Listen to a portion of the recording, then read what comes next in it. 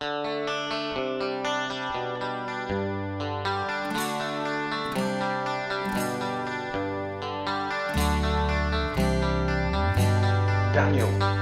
chapter 5, which we're not going to read, because hopefully you've already read it. Listen to it if that comes. Let's just pray. Father, we thank you for your word, and we thank you that you have you've brought this about, Lord, so that we can have sound thinking, and we can have the right thinking about the origins of creation, our life, our occasion here on the planet, and who our God is. So, Lord, we want to just help us to really have our minds spoken to and our hearts spoken to now as we look at your word, and it becomes real, and it becomes a real functioning entity within us by the power of your Spirit. So help that to happen. Anything that's rubbish coming from man, destroy it, but everything that's eternal and gold, just let it stick to our heart. In Jesus' name, amen. So just to recap about Daniel, right, so we're looking at a unique book. And one of the amazing things about Daniel is that they call him a prophet, but he didn't prophesy the way prophets did. He prophesied, the other prophets did, but he was almost like his whole life was meant to be lived by, under the power of God and everything. And I find one of the most amazing things in the Bible is this book that describes something that happened, where you can close your Bible, you can put it in a drawer somewhere, and what was said in the Bible happened anyway, before it was foretold. So what you get in chapter 2 is a vision of a man. A vision of a man, and he had a golden head, and it's explained in Daniel, which is a weird thing because you don't have to interpret it yourself. It interprets itself. The angels Gabriel tells Daniel later on what the interpretation is, and but you get this dream that Nebuchadnezzar, the king of Babylon, had, and he's got this thing's got a massive gold head, and Daniel says, that's your kingdom, you're the head of this kingdom, Nebuchadnezzar, this is the golden kingdom, the greatest kingdom that will ever be. And it had a chest of silver, and that's turned out in history that all that happened, as it says in the book of Daniel, that the Mede-Persian Empire took over, and we're going to read about how that actually happened tonight. And then through Cyrus the Great. These are old figures of history. There's archaeological stuff being dug out of the ground with the specifics about this. This is not like it's just someone's interpretation. This is documented history, and when you close your Bible, it happened anyway. But it just so happens that we can put our faith in God because God told Daniel, and Daniel said this is what's going to happen. Okay, so you got the Babylonian Empire, which is the Iraq area now, and then you got the Mede-Persian Empire, which is Iran. That's the kind of what I would relate to it now, and that was Cyrus the Great, and then that was taken over by the middle region here on the top of the legs with the Bronze Empire, which was Alexander the Great, and we all know about Alexander the Great, hopefully, and he was it's described forensically in this book how he took over and the nature of the way he did it. It just turns out, and you'll find out later, that there's other metaphors used than these four empires, because the Roman Empire comes after, and that was all prophesied as well. It's all worked out before the first coming of Jesus. Okay, and then there's the iron and the clay, which doesn't stick together, all constituting this one giant vision, this dream that he has of this man. And then at the end of it, the rock comes and smashes it all to pieces. And of course, if you've got like documented historical evidence of the Babylonian Empire for sure, the Mede-Persian Empire, the Greek Empire, which it turns out to be under Alexander the Great, and then the Roman Empire, Jesus comes, and then you get these empires of iron and clay. Iron and clay doesn't mix, that's what's being said, and you get all these fragmented kingdoms, and we think we live in them times. Then the rock comes and smashes it to absolute smithereens, and that rock's Jesus' second coming. Okay? Now, if 4/5 of that has already happened, would you put money on the last fifth? That's the thing that we said, wasn't it? Like you wouldn't bet against the whole thing coming true. So that history has occurred. We're at the end bit of that history, and we can look back and say, golly gosh, that actually happened in sequential order with the people that it says it happened with, and some of it's amazing. We're going to go on to future chapters which changed the metaphor from the bronze man. It changes it into rams and goats and things like that. And you'll find that Alexander the Great, they have horns, which is like power. He smashes into the Mede-Persian Empire and destroys it completely, and he did. And this is all metaphor, and it tells you the transition of empire to empire, how it happened, and it tells you in the book of Daniel before it happened. So we're going to look at one of them tonight, but first we're going to look at chapter 4 very, very briefly. Now, what's happened is, we talked about chapter 2, where we've got this gold, silver, bronze, iron and clay thing. The rock comes and smashes that to pieces. But then, and then Nebuchadnezzar's kind of saying, oh yeah, I'm kind of recognising, because you've interpreted this dream, that there must be a God.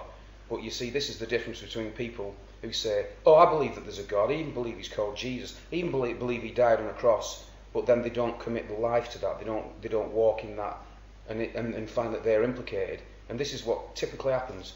And we looked at chapter 3. King Nebuchadnezzar, after saying, this is after he said, God is really God, I really believe in God, made an image of gold, 90 feet high and 9 feet wide, and set it up on the plain of Judea in the province of Babylon. So he made a massive statue of himself made out of gold. Isn't that just mankind in a nutshell? Me, it's all about me. But God's saying, wait a minute, I created you. I think it's all about me. There's a standoff. Who's God, you or him? One of them is, okay? And then we talked about this being an image of the Antichrist and what's to come. And I'm not going to get much into that tonight. Then let's get into 4. Now, on the back of all this stuff that happened in chapter 3, Shadrach, Meshach and Abednego went into the fiery furnace because they wouldn't bow down to the false statue, the image of Nebuchadnezzar. And they threw him in the furnace, and Nebuchadnezzar looked in the furnace, and there's 4 people in the furnace, not 3. And one of them, he said, looks like a son of God. Okay? So that's what's happened, and Nebuchadnezzar has gone, right. And here we are, 28. Then Nebuchadnezzar said, 3:28, praise be to the God of Shadrach, Meshach and Abednego, who has sent his angel and rescued his servants. They trusted him and defied the king's command, and were willing to give up their own lives rather than serve or worship any god except their own God. That's what he said. Then, chapter 4, he starts to write a letter to all of the kingdom. He sends this out to everybody, and it's telling everybody that he's, believing in God and all that, and he tells us a story of when he was driven into the fields to act like a wild animal for 7 years. So he's there, and he's been driven mad, and God's allowed this to happen, so he humbles himself. Okay, and that's chapter 4. If you read it and you've got any questions, let's do that now, because we want to move on to chapter 5.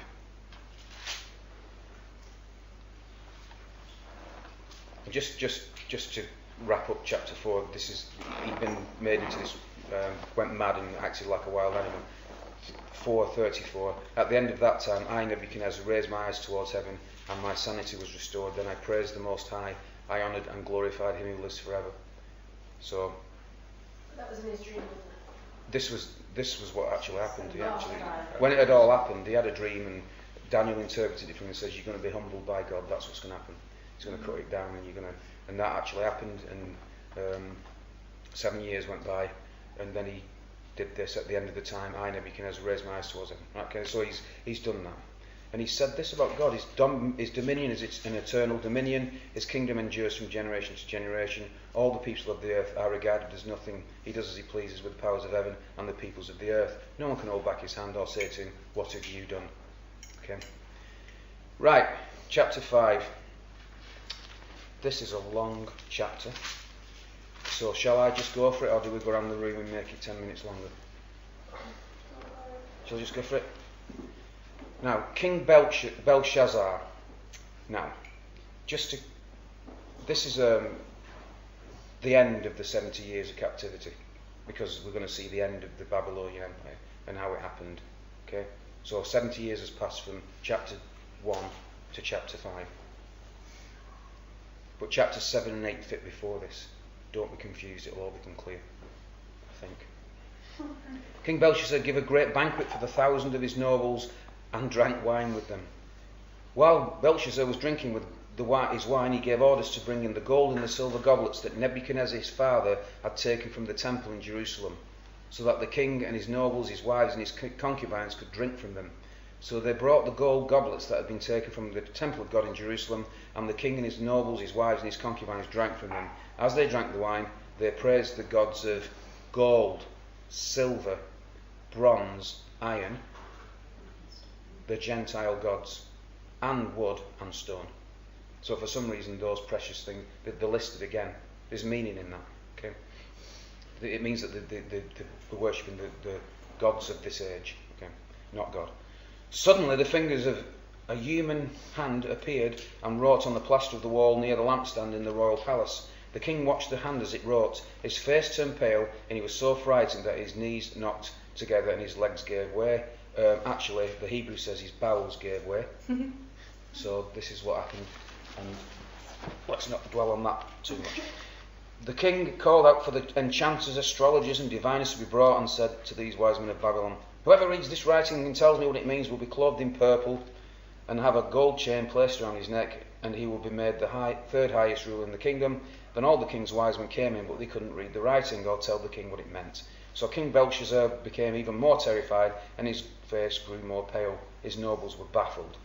The queen, hearing the voices of the king and his nobles, came into the banquet hall. "O king, live forever," she said. "Do not be alarmed. Don't look so pale. How can you be in charge of that? There is a man in your kingdom who has the spirit of the holy gods in him." Notice how they're wrongly assigning what's going on. "In the time of your father, he was found to have insight and intelligence and wisdom like that of the gods. King Nebuchadnezzar, your father the king, I say, appointed him chief of the magicians, enchanters, astrologers and diviners. This man Daniel, whom the king called Belteshazzar," so the king's called Belshazzar, just to complicate things, and he's called Belteshazzar. You can't write this, can you? Hold on. Right. "Was found to have a keen mind and knowledge and understanding, and also the ability to interpret dreams, explain riddles, and solve difficult problems. Call for Daniel, and he will tell you what the writing means." So Daniel was brought before the king, and the king said to him, "Are you Daniel, one of the exiles my father, the king, brought from Judah? I have heard that the spirit of the gods is in you, and you have insight, intelligence, outstanding wisdom. The wise men and the enchanters were brought before me to read this writing and tell me what it means, but they couldn't explain it. Now I have heard that you were able to give interpretations and to solve difficult problems. And tell me what it means. You will be clothed in purple and have a gold chain placed around your neck, and will be made the third highest in the kingdom." Listen, this is important. Okay. Then Daniel answered, "You may keep your gifts for yourself and give your rewards to someone else. Nevertheless, I will read the writing for the king and tell him what it means." Who was the one who went around? Can you remember who went around? And he, for being interpreting things, he accepted money. Balaam, yeah. So I love the fact that the Lord's had this put in here to make it absolutely crystal clear. Daniel is not receiving reward for this. Okay, and sadly we see around the TV and all that kind of thing, many people who they've got a gift from God, they've got a way to teach, they understand the scriptures, but it's at a price. Give me your money. Credit card flashing at the bottom. It's disgusting. It happens on TV, and they want to read this verse and just say, hey, this is not God doing this. God does not peddle his word. It's free. Salvation's free. It's a free gift from heaven. You don't have to pay for it. O King, 18. O King, the Most High God gave your father Nebuchadnezzar sovereignty and greatness and glory and splendour. Because of the high position he gave him, all the peoples and nations and men of every language dreaded and feared him. Those the king wanted to put to death, he put to death, and those he wanted to spare, he spared. Those he wanted to promote, he promoted, and those he wanted to humble, he humbled. But when his heart became arrogant and hardened with pride, he was deposed from his royal throne and stripped of his glory. He was driven away from people and given the mind of an animal. He lived with the wild donkeys and ate grass like cattle, and his body was drenched with the dew of heaven, until he acknowledged that the Most High God is sovereign over the kingdoms of men and sets them over anyone he wishes.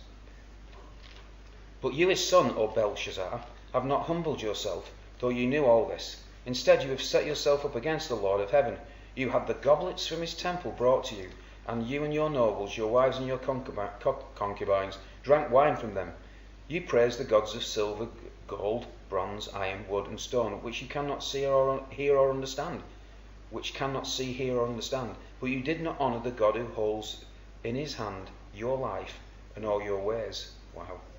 Therefore he sent the hand that wrote the inscription. This is the inscription that was written. Mene, mene, tekel parsin. This is what the words mean. Mene, God has numbered the days of your reign and brought it to an end. Tekel, you have been weighed and on the scales and found wanting. Peres, your kingdom is divided and given to the Medes and Persians. Then at Belshazzar's command, Daniel was clothed in purple. Remember, he didn't want this stuff. He was clothed in purple, a gold chain was placed around his neck, and he was proclaimed the third highest in the kingdom. That very night, Belshazzar, king of the Babylonians, was slain, and Darius the Mede took over the kingdom at the age of 62. Darius the Mede, okay? Darius is more like a title, like king, than a name, because he's like Darius the first, second, third, fourth, it goes on and on. We won't get into that tonight. Right, so what's happened here? Nebuchadnezzar, God raised Nebuchadnezzar up because he was judging Judah. Okay, so he went into Jerusalem on his way back from another battle, and he won the battle basically. And Jehoiakim, was made a vassal king. So basically, what that means is that the Judah could do what they wanted in terms of religion and some affairs, but it was under the jurisdiction and covering of Nebuchadnezzar. It's called a suzerain vassal. Nebuchadnezzar is the suzerain, Judah is the vassal. Okay? But Joachim had false prophets around him, telling him to rebel against this. But Jeremiah was saying, don't rebel, this is God raising Nebuchadnezzar up. And what he's going to do is he's going to, you're just fighting against God, the one you're supposed to be serving. Long story short, Nebuchadnezzar comes in, he rebels against Nebuchadnezzar. Nebuchadnezzar comes in, there's a 5-year war. Jehoiakim dies, Jehoiachim takes over. This goes terribly wrong for them, and Jehoiachim puts Jeremiah in prison, for saying the right thing to him, and all the false prophets are saying, rebel against Nebuchadnezzar. So Nebuchadnezzar comes in and flattens Jerusalem. And don't forget, God raised him up to do that. And is it Zedekiah? One of them is, he's prophesied specifically saying that you will go to Babylon in exile, but you won't see it, but you'll die there. And it's like, this is a weird thing for the Bible to say that. How would he go to, anyway, he had his eyes poked out and dragged into Babylon. So he went there, died there, but he didn't see it because he had his eyes poked out. So that's how, why is that funny, Alan? Is it some kind of sadistic there? Come out, spirit of Nebuchadnezzar. Okay. So I'm just trying to point out that this is the forensic nature of the Bible. These prophets weren't just saying random things. God was speaking through them. And all the prophets prophesied, the ultimate prophecies will be that Jesus the Messiah would come, and it was prophesied tons and tons of times by the prophets. That's why they're in this Bible, because it was said that he would come. And remember what John said? The Word became flesh and dwelt amongst us. So the Word of the prophets became flesh, and that was the Messiah, that was Jesus coming to take away the sin of the world, etc. So what's happened here is the stuff that Nebuchadnezzar took out of the temple and stole, that was somewhere in the premises of, and when King Belshazzar, which came after Nebuchadnezzar was there, we've heard about Nebuchadnezzar being humbled by God and saying all that stuff. So God's gone, you're a king, but now I'm going to humble you. He humbles him and he lifts his eyes towards heaven and acknowledges the God, which means that Nebuchadnezzar could be in heaven. Think about that, Now, these didn't do it. So this is at the end of the captivity, and they've took all the stuff out, all the stuff that's God's holy chalices and all that. You don't have them anymore. You had them then because they were used for rituals and stuff like that. In the old covenant, in the new covenant, there's no holy stuff except you. You're the holy thing, God. So they use them and they're drinking wine and they're having a party and it's kicking off. That's breakdancing and I don't know what's going on. But they're all doing that and they're drinking this wine. And but they're dedicating it all to these gods, these false gods, and God's had enough, right? Big G God, has had enough. And he knew this was always going to happen. And without even a fight, they're all found dead in the morning. Now, some things to pick up about this, and we'll talk about.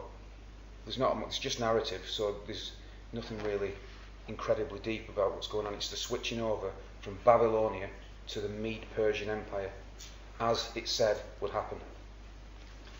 Mene, mene, tekel parsin. How could Daniel interpret it? Anyone? How could he actually do it? What was the trick? Anyone know why he was able to tell them what it says? So he was a man of God.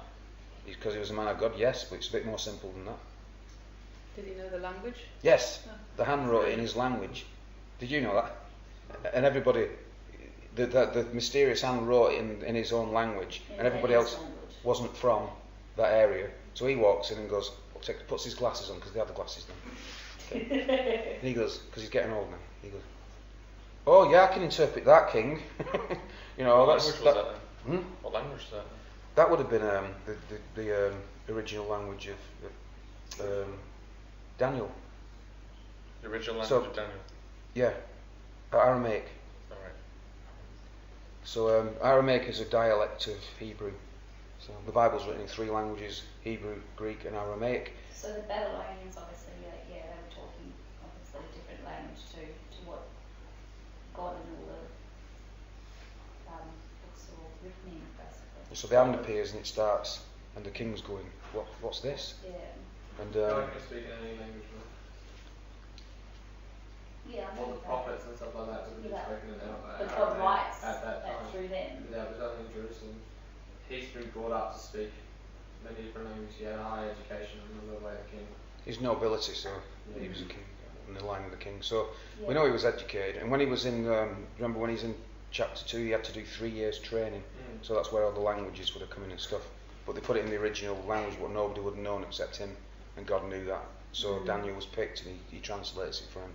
And it's quite a heavy thing. Now the interesting thing about Daniel is that he became a kind of really important official in Babylonia, but then he didn't go back with the exiles when they were sent back, because Cyrus the Great came in, and as we said, the Jews are like, picked up Isaiah, and which was written 150 years before Cyrus, and showed Cyrus him in Isaiah coming in and doing exactly as it did. And he went, oh, I don't know exactly what he said, but it's the kind of thing that he saw himself in the scriptures, and God raised him up to do that. So he financed the Jews to go back and rebuild the city walls. So that's what Cyrus did.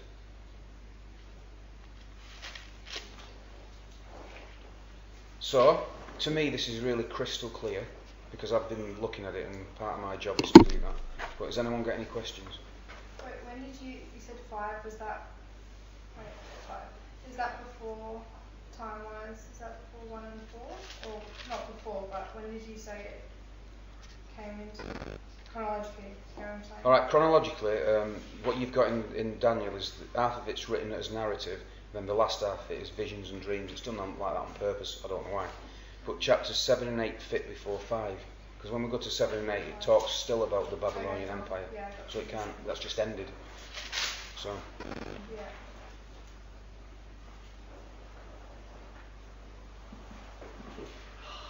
do you want to do 6 as well? Do you want to quickly do 6, because it's just narrative?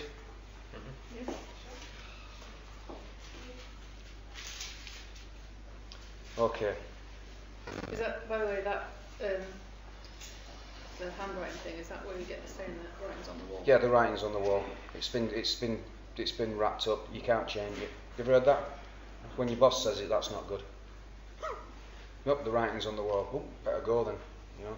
In England, you have something called a P45. You'll be expecting it on your desk. It means you've been fired, basically. DCF here, don't come Monday. Is that right? Don't come Monday. 6. It pleased Darius to appoint 120 satraps. I haven't a clue what that is. To rule throughout the kingdom, with 3 administrators over them, one of whom was Daniel. The satraps were made accountable to them so that the king might not suffer loss. Now Daniel so distinguished himself amongst the administrators and the satraps by his exceptional qualities that the king planned to set him over the whole kingdom.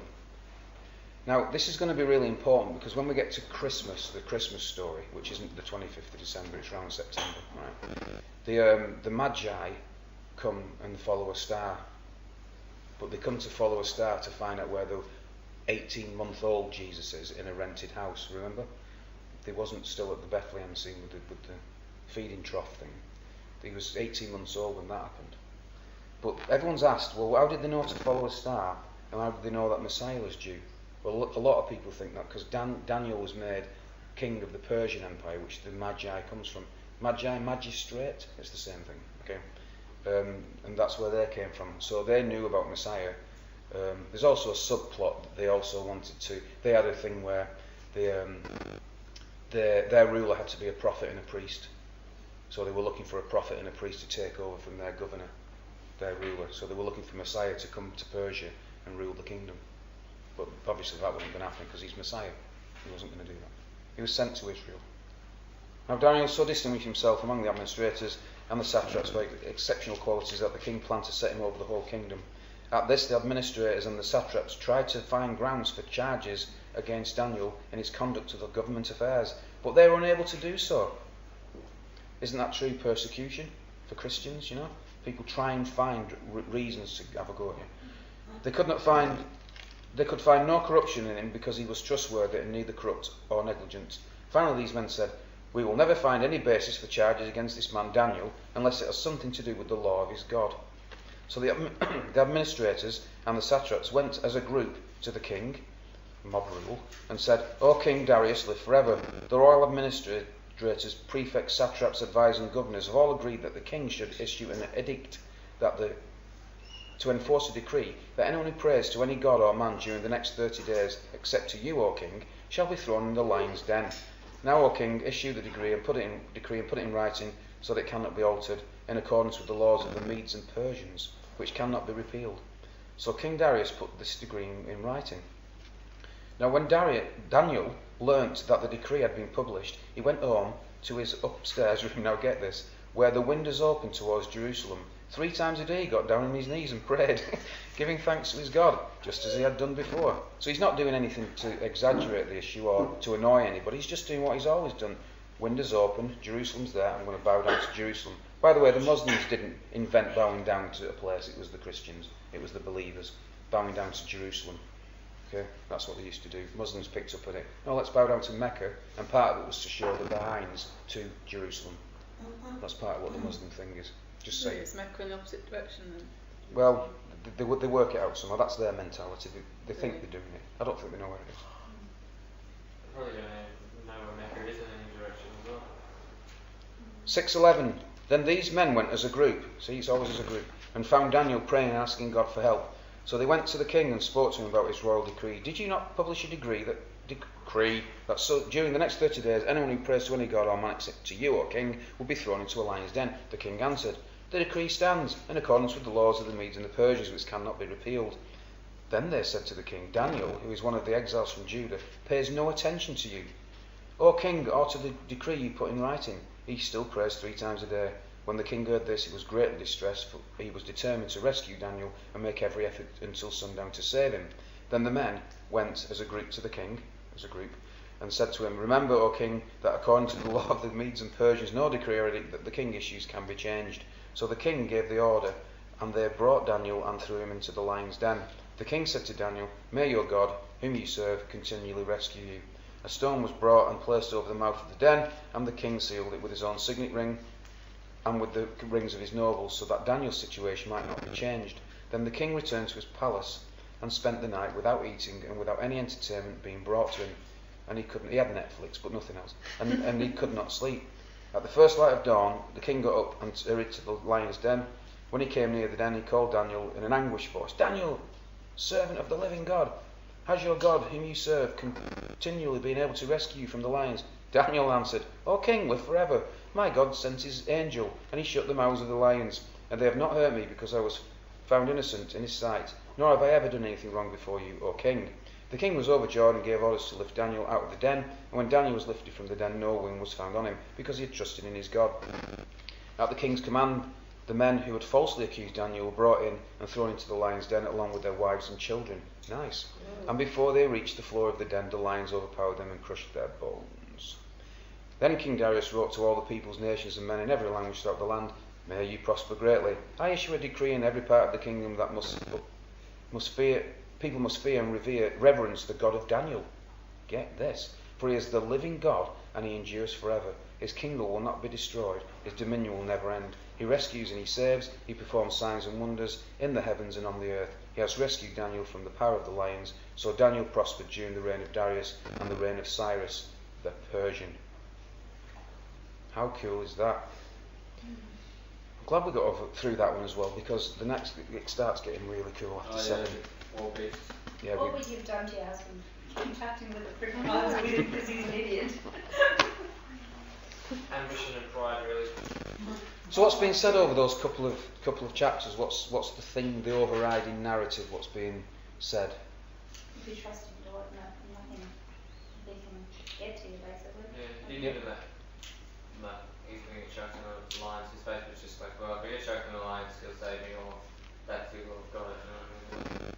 Oh no, I'm getting choked in the lines, I better close the windows in the house. Survive a day without food is fine. He wouldn't conform. Yeah. What? Even if it risks his life, he was like, I'm not doing that. No. But he also did his work to the will of God. There was no corruption. He did everything to his best ability. And he was always truthful. So. He had nothing to be worried about, did he? Yeah. He had a clean slate. He knew he'd done the right thing in that way, so he knew that God would protect him, look after him. I wonder if there was ever a smidgen of will. I hope he's very distorted. Did the king not think to like that Daniel would be implicated? Like, cause is that like more like his ego overcame his thinking about anyone else when the prospect of everyone worshipping was brought up? Yeah, I mean that's the blindness of what goes on, isn't it? It's like, and it's a picture of the Antichrist. I mean, I'm going to be worshipped. You know what I mean? So, just to fill that out extremely briefly, is that in the last times there's an Antichrist figure that's raised up, and he makes a covenant with Israel and the world. Okay, and there's a temple in Jerusalem at this time, and during the 3.5 year point of the 7 years that this takes, he creates the abomination of desolation and tells everybody that he's the God of all gods. Okay, and obviously a lot of the world's taken in by that and go, fair enough, where's my dinner, you know. But it's the Jews that go, ooh, wait a minute, number one, what you're doing in the temple, because that's only the Most High God goes in there, and what's this about you being the God of our God? No, you're not. Okay, and then it's a massive 3.5 years of tribulation. So then it all starts up with them saying, I need to be worshipped now. But weren't you just a world leader? And you thought that, now you're all sucked into it, worship me. And that's where it all kicks off. The difference is the last Antichrist, like the real Antichrist, doesn't repent though. He doesn't acknowledge God. That's right. And you've got all these situations here where they do eventually turn around and go, you know what, I've seen a miracle. And I've seen that this God is powerful and he protects and he saves and he's for his people. And yeah, you're right. So you ultimately destroy. But we see that later on. We see it forensically told what's going to happen. And that's why I'm really keen to get past onto 7. And I'm glad we did it, because next week it's going to be awesome. One thing relating to us in this day as well is that we will, going back to 3, we will go through trials, fiery trials, and through them, if you look at what is written in Scripture about their ties were broken, and I think that's quite relevant to us, that we will go through trials, but the Lord will be with us if we trust in Him, and our bondage will be broken as we go through them ties as well. And I just think it's quite significant related to us in our time now. Yeah, absolutely. Yeah. So them trials, we have to just trust in Him and worship Him, and know that He is with us. He won't let us drown, He won't let us burn, but our bondage will be broken when we go through the trials. Yeah, definitely. I think this gives an indication about when the last Antichrist comes, it will be limited, because this king was limited by his own command. He can't go back on his command because the world said he couldn't after he's done it. Because that signet ring, do you know what it meant? Why how he sealed the tomb? Because I think that because they have a ring, and basically that's like a unique ring, and you put wax on like a letter or something, and you stamp the ring into it. Yeah. So I think that's what that was there. I don't know how you get wax on a cave door. So. Yeah, that's exactly what happened. It's that proof that he was trapped in there. Yeah, proof that the miracle happened in a sense, because if the wax is broken, then you would know that someone has gone in there or he's come out or something like that. Yeah. Like you put a lion tamer in there. It was definitely in there. Send Becky in. Yeah. Lion whisperer. They'd be purring, wouldn't they? They'd be like. Can lions even purr? The cats. They're cats. They It's can. very loud. You just don't think they Quite have loud. to. They don't do it often. I think they normally do it after they've just eaten you. Oh. They've got full And that belly. being close enough to one to tell you. Yeah. I couldn't give you an answer. Guinea pigs do as well. Do they? Yeah. It's the only non-cat animal that does, apparently. Anyway. That's very fascinating. So, you don't want to do 7, do you? It's a bit much, isn't it? It's a bit much for me. Alright, so we've got a few things going on in the text here. You've got the offset between the world system, the kingly system where man's in charge, and then you've got the thing where God's in charge and he uses individuals, he's in charge and he shows that he's in charge through situations like that. So as well as going through trials and it being something that frees us up and it's got a purpose, it's also to glorify God. Wait a minute, how can a trial, my trial, glorify God? And in a lot of ways it's like some people have said to me, when you got fired, it was a tough year after you got fired, and but I knew God was in it, and He was behind the whole scenery, the theatre of life. He's behind that. He's the stage manager, and even though you have to walk through those difficult times and them trials, I'm still here believing in God. Do you know what I mean? And you've been through trials, and you've been through times when it's been you've no idea how you're going to get through it, but yeah, you did. You know what I mean? And there's some kind of, when Daniel's there and he's got lions in front of him, it's kind of like, well, I'm going to die, but it doesn't matter to him because he knows that if he dies in that situation, it was God's will for his time to come then. Get thrown into a fiery furnace. Well, Shadrach, Meshach and Abednego, remember Daniel wasn't in there, they went, well, I'd rather die than not follow God. Now, if you think that's a bit extreme and these are nutters for that, why would you give your life away for God? It just shows just how when you have a glimpse of who God really is, and when you have a glimpse of Jesus, and when you find out that He is real and He's the King and He's the Lord God of all creation, then my opinion falls away. My lust after stuff and things and that jaguar, falls away. And you just want to worship Him, and you just want to. It does something to you. It kind of recalibrates your thinking, recalibrates your heart, and you go, "What? There's a God? Jesus really is God. He's the one who created this place. He's coming into this place with His rescue plan. He's offered it to me, and He's shown me who He is." And then things become strangely dim compared with the glory of God.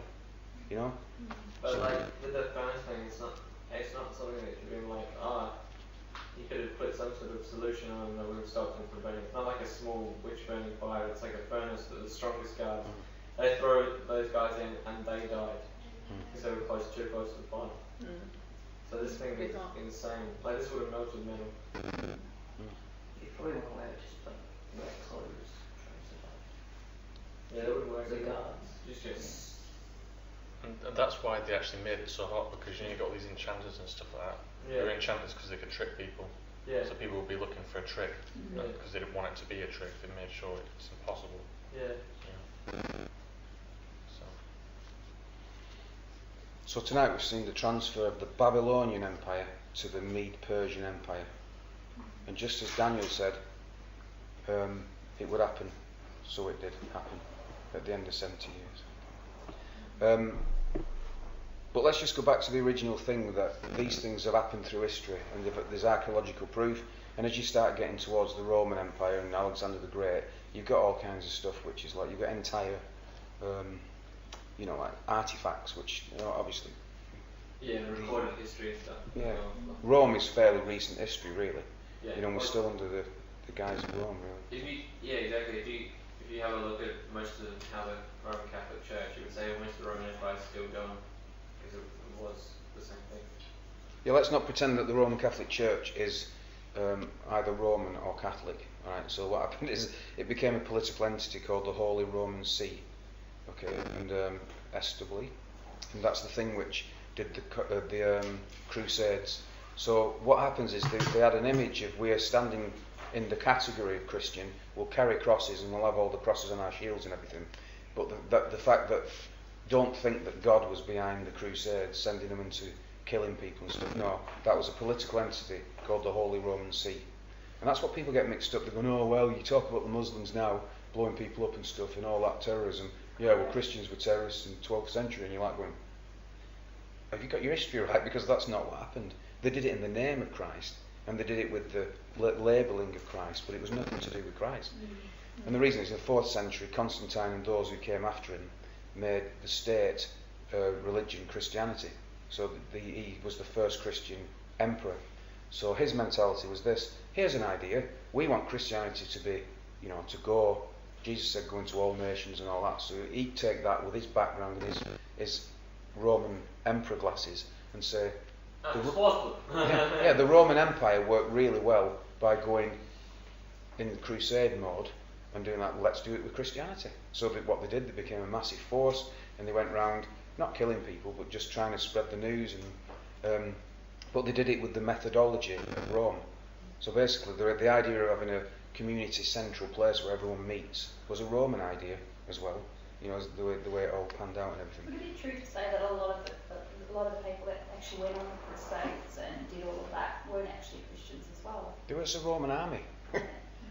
The thing is that I can't say whether a lot of them were or not, because what you get is when the leading force, the governing force, has perverted the truth and made it into something different, and when you want to become a Christian, you have to go to these statues and all this kind of stuff, what you have to do, then they've defined it for you, and you've only been born into that age. Who are you to question it? Do you know what I mean? Because you get born into an age, and you get all this information as you grow into adulthood, and then you accept that information or you reject that information.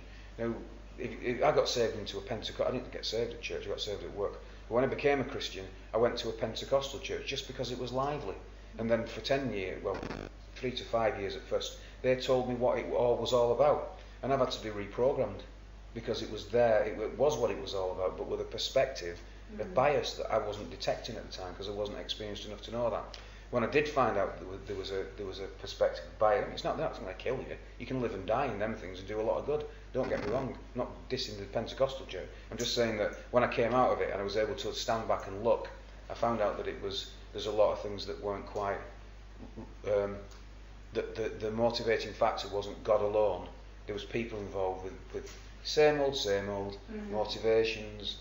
They want it to be like they want it to be and all that kind of stuff. So same with. It may start out with saying, "Oh, this is forgotten," but I think because of normal human nature of liking to be put on a pedestal and liking to have that admiration and people looking up to them and all that sort of stuff, I think that sort of gets put first rather than God being put first eventually. And it stemmed from, in the early church, you can trace it through the early church fathers, of the early church fathers who were the ones who came after the apostles died. And the apostles were there, they listened to Jesus, what he said, and they did what Jesus said. But as the apostles died, you get people who did things to change it. I think it's Clement started to say, well, let's call it the Catholic Church. Now, Catholic means the universal church. That's in its original meaning. It means the universal, all-encompassing church. People who are alive, people who are dead, people who have gone before. That's the Catholic Church, okay? But then it became the Roman Catholic Church. Oh, that makes a lot of sense because they believe in their ancestors, being able to, you pray to your ancestors, and they talk to God. I didn't get it. But also you got to think back then, reading and writing wasn't something that was like readily available for most people. So, especially during the Dark Ages, the priests obviously had the books written in Latin and Greek and stuff, in Hebrew. They could read that, but the masses couldn't. Yeah. They could barely read their own language, so they were told what was going on. So you got 1,000 years of Dark Ages, which meant that the human creativity and ingenuity that comes from somebody, anyway, it was all suppressed by the Roman Catholic Church around the world, and people, the peasants, dying of plague and all kinds of things. interestingly, Jesus said, if you don't repent, I'll strike your children dead. And that was, at the end of the plague was at the end of the Roman Catholic rule. So, not saying that's what it was, but that's what happened. Millions of people died with the bubonic plague. So, the third. That's pretty heavy. So, where does it leave us tonight? Well, we're trying to deconstruct all that stuff and not have it led by men with an agenda. There's got to be leadership, but not with an agenda that's pulling all the stuff towards their attention, adoration and applause. Okay, so we're not doing that. And what we're doing is we're placing Jesus where he should be as the head and leader of his church. We're trying to do it in practice. No one's 10 foot above contradiction here. You can ask questions, you can criticise, you can tell me I'm wrong, but you better have a Bible with us if you do that, because I'm trying to show you this is thing. So, and it's always a dialogue. There's no one trying to force their thing, agenda, and we're practicing it the way the Bible, the Christians first did it. We don't have to wear togas, all right? We don't have to sit there, with like the first century actually. Don't take all your iPads and put them in a box somewhere, because we're doing first century church. It's just that we're meeting in the way we meet. 1 Corinthians 14:26. When you come together, each has a word, each has a psalm, each has a prayer, each has a contribution to make. So I do a lot of talking, but you can just jump in and do all that stuff.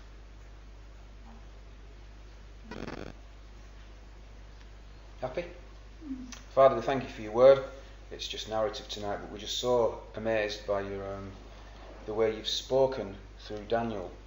And this has been recorded, but then history did what that said. My mind's blown by you, Lord. You're powerful. So Lord, we just want to give you all the praise and glory that you are real and you have spoken through history and you're the architect of history. So Lord God, we do give you that honour, Lord, and we want to just give you the highest place in our lives, in our minds, in our hearts. Bless your word to us in Jesus' name. Amen. Chapter 7 onwards, it gets really, really epic, honestly, because you start seeing things in history outwards. I'll give you an example, a taster. So there's a picture of Alexander the Great flying like a ram towards the goat, which is the Greek-Persian Empire, and he smashes it into pieces. Now, on one of the insignia, if I remember rightly, I'll get it all. I'll rehearse this for next week. But in one of the insignias on the Mede-Persian headwear is the pictures, what they've got in there. They had the picture in there. And Alexander the Great, some say he read the Bible and he knew what it said, and that's what gave him the confidence to say, no one's going to stop me. And because he's written, this is what Daniel said, no one's going to stop me. And it's almost like in the beginning of the book, you see it from very, very high up, right? And it's on purpose. As we get past 7, it starts to focus in a little bit more on what goes on. And so you finally get this leader in chapter 11, Antiochus Epiphanes IV. And he was the guy who was started to be like the Antichrist for the first coming of Jesus, right? This is just before the first coming of Jesus. And he goes into the temple and he slaughters a pig, okay, and does various things to, and it's all an echo of what's to come before the second coming of Jesus. It's all, Rising of the Maccabees after that? Yeah, the Maccabean revolt, and that's all written in the book of Maccabees. It's not scripture, but it's useful history, and that's why you get Hanukkah. That's what celebrates that uprising, and I'm quite attracted to celebrate Hanukkah because of that, because it's an uprising of God's people against the Antichrist. It's a picture of what's coming, the first coming of Jesus. That will happen before the second coming of Jesus. I'm dying to get this information over to you, but I'm just going to have to shut up now. It's just awesome. Candle thing? The what?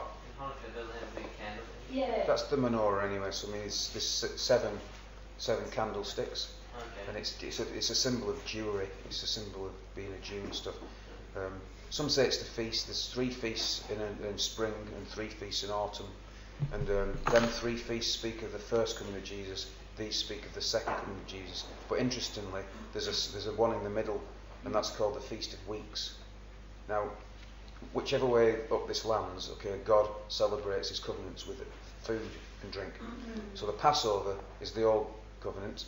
Jesus stopped the Passover at the Last Supper. Now, we've also got a feast, the wedding supper of the Lamb on earth when Jesus comes back. So he's done a feast there and a feast there, and then he said to them, "This do in remembrance of me, the Feast of Weeks." And everyone does it every week.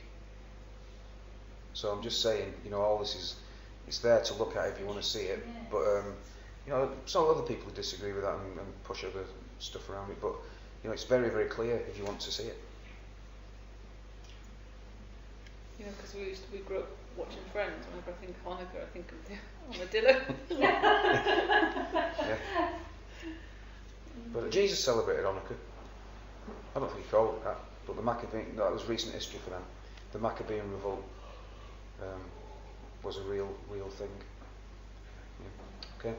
So, any questions or comments or contributions? Is Jewry a word? It is now. I like it. Jewry is a word, isn't it? Yeah. Look it up. That's check. I'm still recording this. I'm going to turn it off now. This is where they all tell me I'm wrong. Off.